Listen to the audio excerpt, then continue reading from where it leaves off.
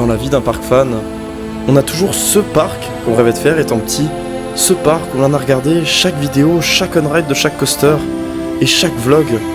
Ce parc où on s'est toujours dit, en fait, un jour j'y serai. Un jour j'aurai mes pieds dans ce parc et je profiterai de chaque attraction, chaque coaster, chaque dark ride. Et aujourd'hui, ce jour tant attendu est arrivé. J'y suis et j'ai tout filmé. Alors partons ensemble à la découverte de ce parc qu'est Alton Tower.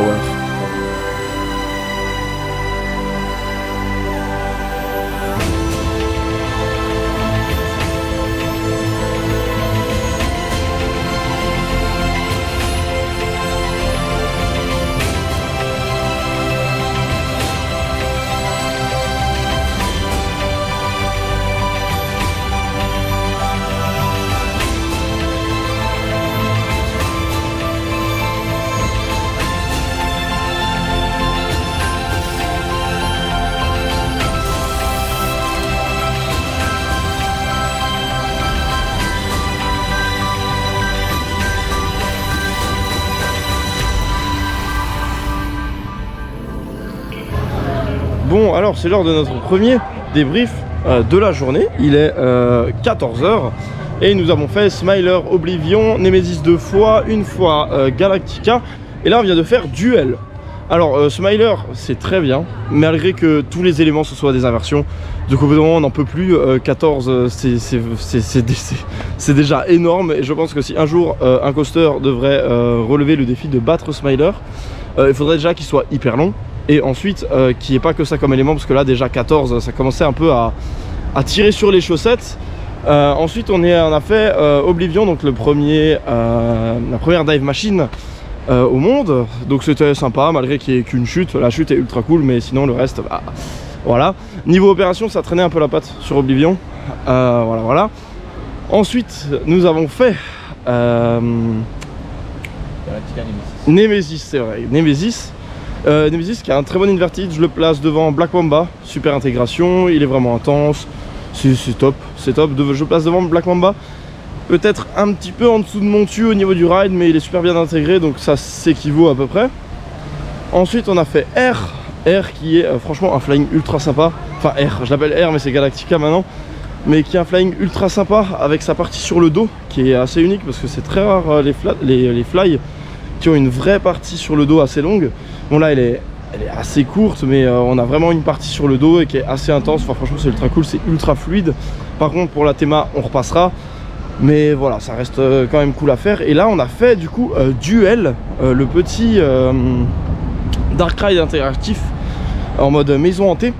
Et alors j'ai été très surpris parce que les décors ont vraiment une gueule. Le manoir à l'extérieur a une gueule, la file d'attente est très jolie, les wagons sont assez jolis, et en fait tous les animatroniques et tout c'est ultra bien fait. Comme en fait c'est un dark ride interactif où vous devez viser des cibles avec des pistolets, en fait tous les screamers qui sont faits avec des animatroniques et tout qui pourraient vous faire peur en temps normal, comme vous êtes concentré à tirer de partout, ben il n'y a pas cet effet screamer et vous êtes vraiment comment dire, happé par les cibles.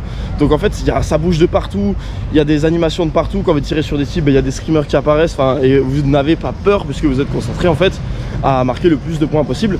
Et ce qui fait qu'avec Franck est chaud pour refaire en fait l'attraction, mais sans utiliser du coup les pistolets, parce qu'en fait bah, ça peut très bien servir comme ça. Mais en tout cas voilà, pour les enfants je trouve que c'est une superbe idée en fait de déguiser un train fantôme en dark ride interactif en mode shooter. Et ça leur évite d'avoir peur et en fait de quand même pouvoir faire quelque chose d'un peu hanté et qui leur donne un petit peu de frisson. Enfin moi je trouve ça ultra cool. Le parc est ultra boisé, il y a du soleil, il y a quand même de l'ombre et tout, c'est franchement ultra cool. Et on va continuer du coup notre visite à Alton Tower, puisque là nous sommes vraiment dans la zone de Wickerman.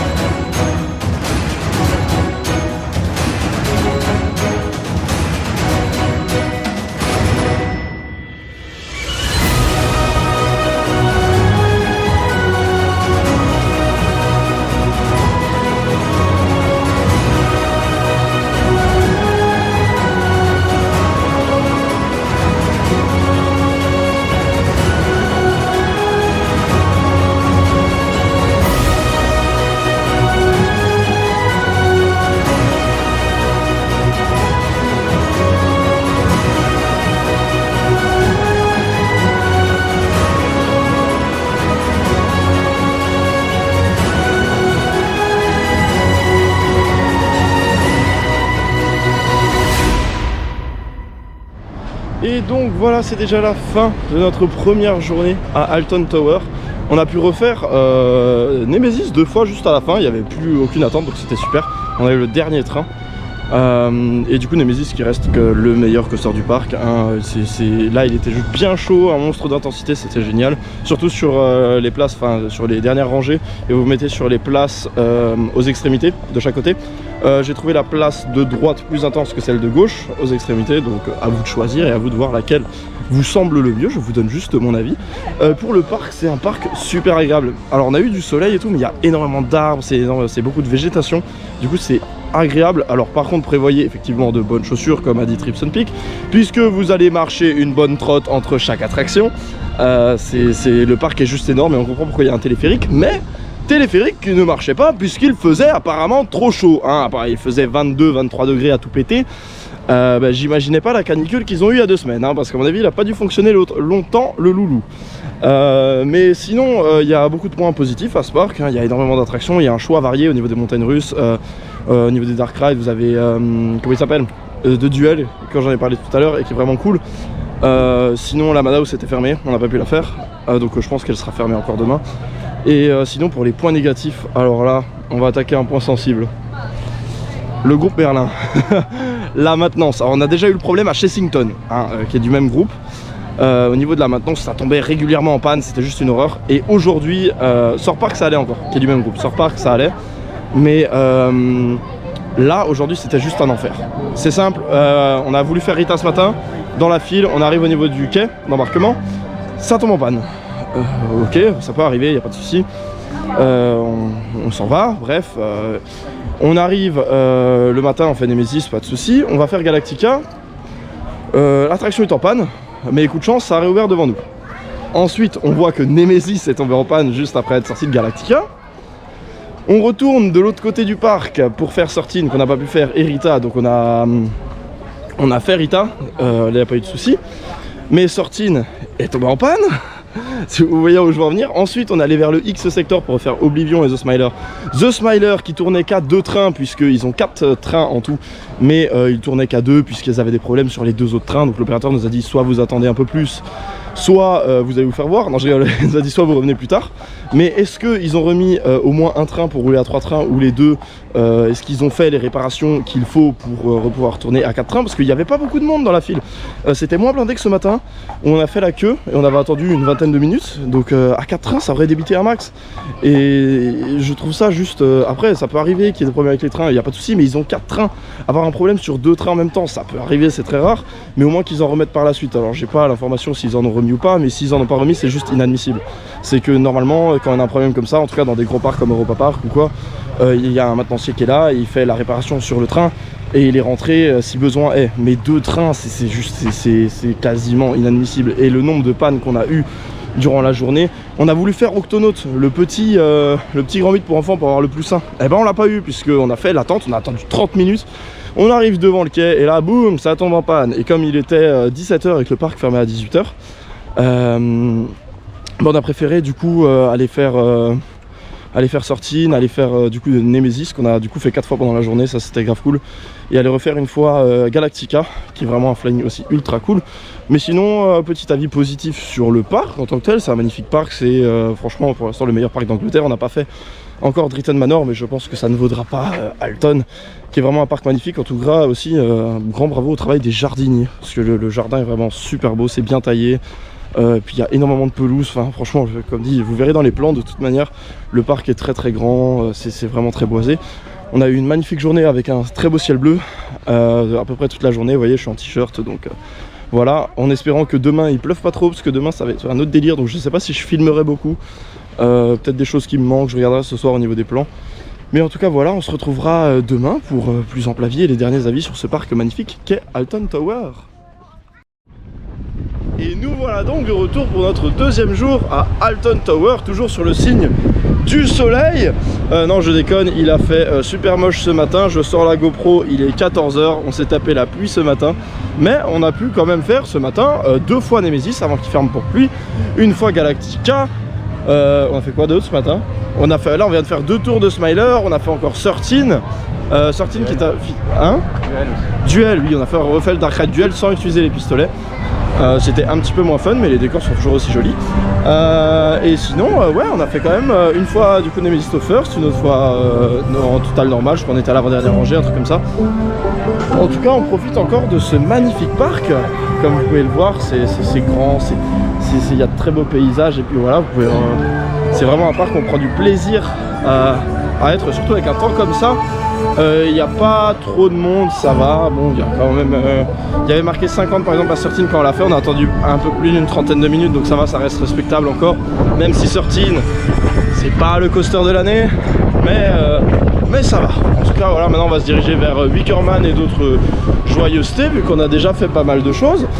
Petit tips aussi, utilisez la single de. Si elle est ouverte, bien sûr, mais normalement, enfin, c'est la seule single du parc qu'on a vu ouverte. La single de Smiler, puisque on a pu le faire 2 fois en l'espace de 15-20 minutes, donc c'était vraiment super. Donc je vous conseille de l'utiliser si elle est ouverte. Vous voyez, quand vous rentrez de toute façon dans la gare, vous avez un escalier, et nous on est directement monté en haut de cet escalier, on est arrivé directement sur la gare. C'était vraiment super. En tout cas là on se dirige vers notre ami Wickerman pour un petit Wooden GCI. Wooden qui n'est pas non plus le meilleur Wooden de l'histoire. Moi je le trouve vraiment sympa. Franck qui kiffe pas trop parce que c'est trop doux, il y a très peu de choses qui se passent, mais moi j'aime bien, ça reste doux, il y a des tunnels, il y a de beaux décors. Vous pouvez voir la statue de Wickerman derrière moi avec des flammes, il y a de la fumée dans les tunnels. Je le trouve vraiment sympathique, même si Wodan et Troy restent quand même un bon cran au-dessus quand même. En tout cas voilà, je vous laisse de nouveau avec des plans de ce magnifique parc d'Alton Tower, et on se retrouvera pour le dernier face cam avant de finir notre petit séjour à Alton Tower.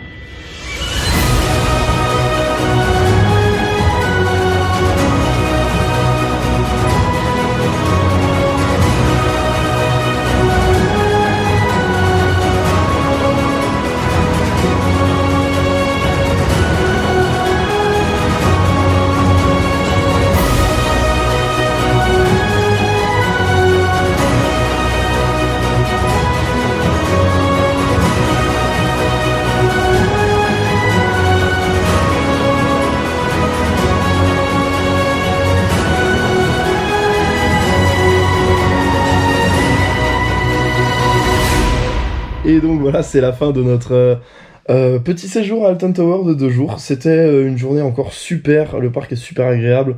Il a juste plu un petit peu ce matin, mais sinon le reste de la journée il a fait beau, on a eu du soleil cet après-midi.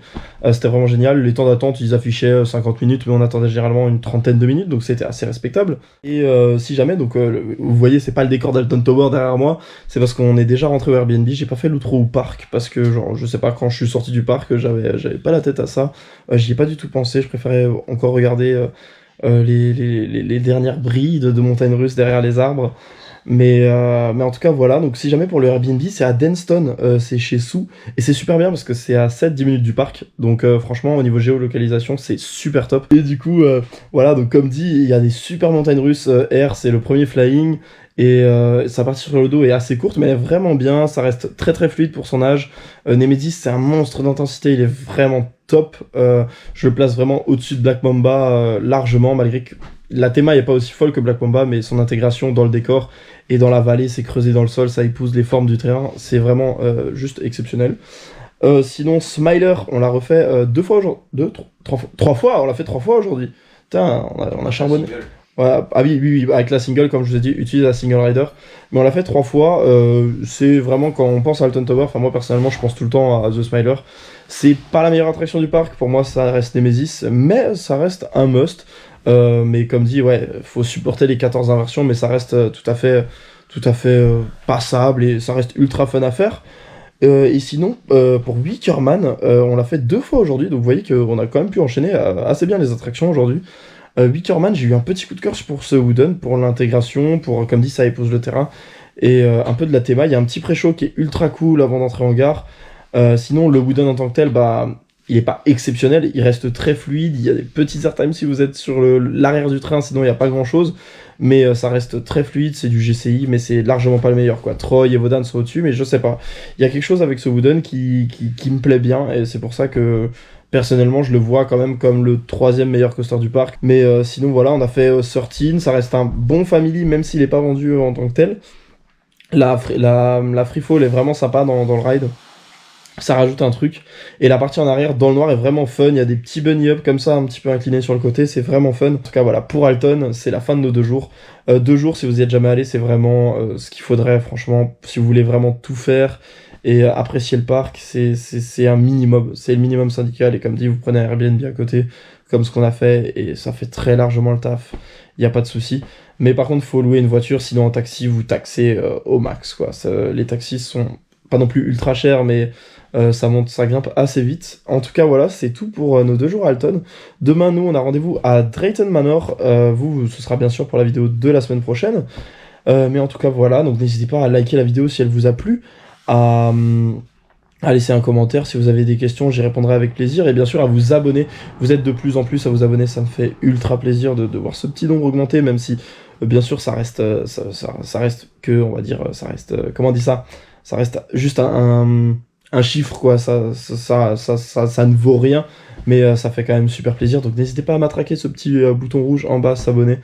Et puis voilà, pour découvrir encore du contenu parconautique, puisque niveau francophone, il n'y a pas grand monde, entre guillemets, en youtubeur qui est allé et qui ont fait des vlogs au Royaume-Uni. Donc j'espère que ça vous fera plaisir de voir du contenu FR sur les parcs anglais. En tout cas, voilà, donc comme d'habitude, c'était Esteban de Parks Ride, et on se retrouve la semaine prochaine pour la prochaine vidéo. Allez, ciao!